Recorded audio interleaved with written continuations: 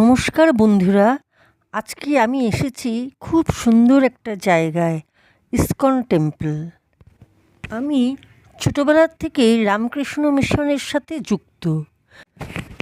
রামকৃষ্ণ পরমহংসের আদর্শ আমি খুব মানি, কিন্তু আমি মনে করি ভগবান তো একটাই, শুধু তার নাম আর পথ আলাদা আলাদা।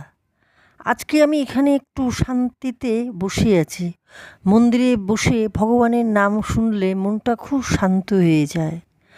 আমি রামকৃষ্ণদেবের মন্ত্র জপ করি, কিন্তু অন্য মন্দিরে এসে বসতে খুব ভালো লাগে, কারণ ভক্তি আর শান্তি সব জায়গাতেই পাওয়া যায়। মন্দিরে এলেই মনটা খুব শান্ত হয়ে যায়। চারিদিকে ভগবানের নাম, কীর্তন আর খুব সুন্দর পরিবেশ। আপনারা দেখতেই পাচ্ছেন মন্দিরটা খুব সুন্দর করে সাজানো। এখানে অনেক মানুষ আসে ভগবানের দর্শন করতে এবং একটু শান্তিতে বসতে। আমি এখন মন্দিরের ভেতরে একটু বসে আছি। এখানে বসে কীর্তনের শব্দ শুনলে মনটা খুব ভালো লাগে। আমাদের জীবনে যতই কাজকর্ম থাকুক, মাঝে মাঝে একটু সময় বের করে মন্দিরে আসা খুব ভালো।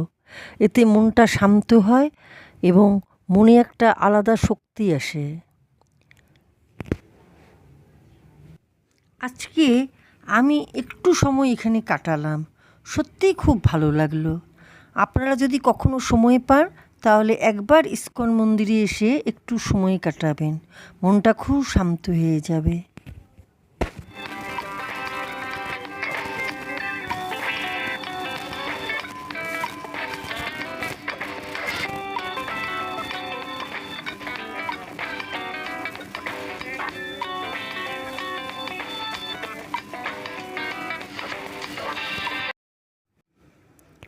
আমার মনে হয় আমরা যদি সব ধর্ম আর সব মন্দিরকে সম্মান করি, তাহলে পৃথিবীটা আরও সুন্দর হবে।